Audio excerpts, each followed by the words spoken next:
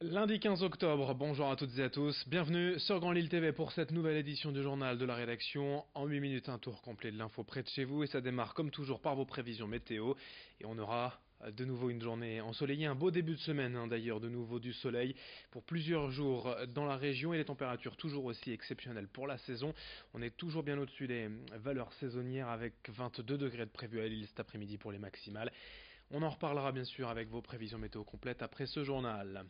À la une d'abord, cette information qui fait débat et polémique depuis plusieurs jours à l'école. Mi-septembre, l'éducation nationale a confié à Amazon le stockage et l'analyse des résultats d'évaluation des enfants des classes de CP et de CE1. En réaction, les syndicats d'enseignants, mais aussi les parents d'élèves, se sont émus de voir les données personnelles des enfants être ainsi vendues à un géant américain du web. L'éducation nationale s'est montrée rassurante en expliquant que les données étaient anonymes, ce qu'ont tout de même du mal à croire les professeurs qui envoient les évaluations. Les syndicats ne comprennent pas pourquoi ces données ne sont pas stockées en interne alors que l'éducation nationale aurait les capacités de le faire. On écoute à ce propos le secrétaire départemental de la FCPE du Nord quant au risque, selon lui, au micro de Lucie Libert-Constant. Si ensuite il y a un fichier des résultats d'évaluation qui circule, on pourrait toujours dire qu'il puisse être ensuite consultable par d'éventuels employeurs plus tard de ces élèves dans 20 ans, surtout si ces tests sont amenés à se reproduire d'année en année, comme ça a l'air de se faire. Pourquoi pas, de proposer des cours de soutien du privé.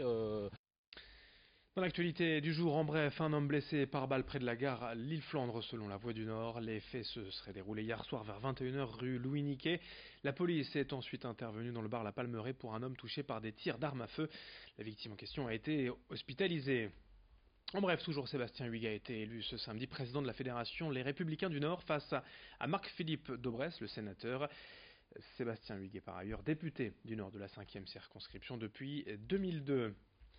Dans ce journal, et également 2 journées consacrées à l'entrepreneuriat, vendredi et samedi à Lille, avec l'association Pour toi l'entrepreneur visant à aider les jeunes des quartiers à créer leur propre entreprise. Il y avait le MEDEF, des institutions publiques et des entreprises présentes pour accompagner les porteurs de projets de tous les horizons possibles dans cet événement gratuit dédié à la création d'entreprises.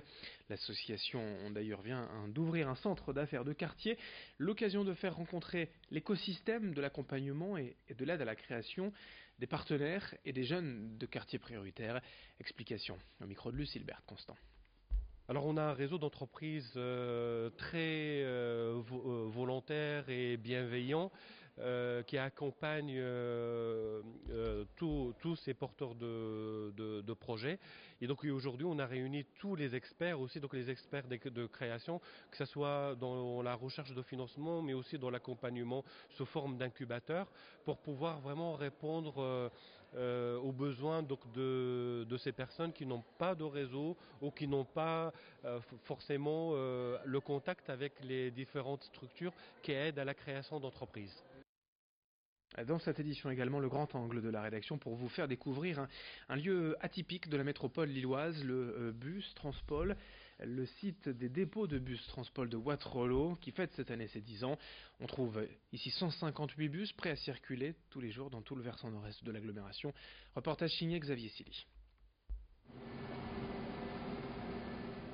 Bienvenue dans l'un des 3 dépôts de bus Transpol à Watt-Rollo. Bonjour Bilal, pour mon bus... Oui, MWRF 29. Dans ce complexe moderne, 158 bus desservent la couronne nord-est de la métropole lilloise. Chaque jour, les premiers conducteurs partent dès 3h50 le matin à la recherche des usagers, autant dire une fourmilière à taille humaine. Pour mettre en œuvre ces 150 bus, on a un effectif d'un peu plus de 550 personnes, essentiellement composé de conducteurs. On a plus de 500 conducteurs sur le site de Watt-Rollo, ce qui fait le premier employeur de la ville de Watt-Rollo. Avant de partir, les bus doivent être opérationnels. Dans les ateliers, des mécaniciens réparent la flotte, victime de panne ou d'accident. Un poste essentiel pour que les usagers ne soient jamais pénalisés. Les pannes les plus courantes sont bien sûr les circuits d'eau. Pourquoi ? Parce que c'est des bus qui sont très sollicités en ville, des moteurs qui chauffent et qui voilà.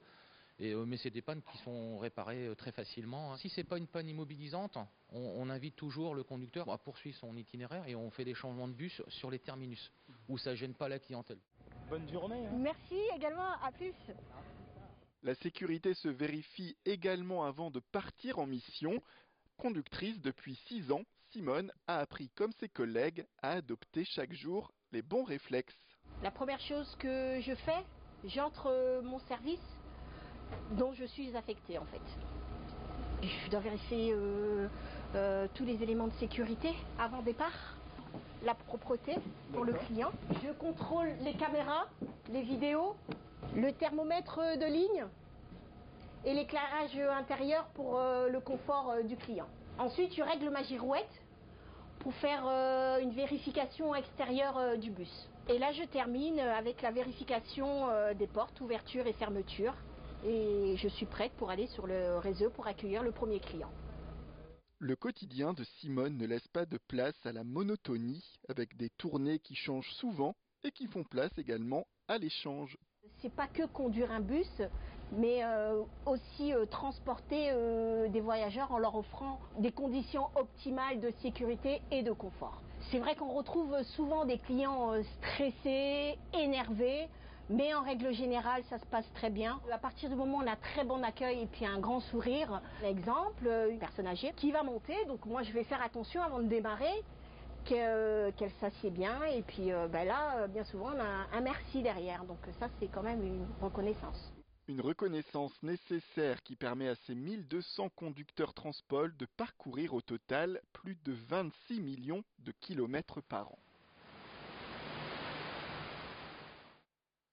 Pour terminer ce journal, quelques résultats de sport ont joué ce week-end le 5e tour de la Coupe de France de football. Parmi les quelques résultats à vous donner pour les clubs de l'agglomération lilloise, notez la qualification de l'Iris Club de Croix 2-0 face à Pays de Cassel. Ça passe aussi pour Tourcoing, Ouascal et Bondu.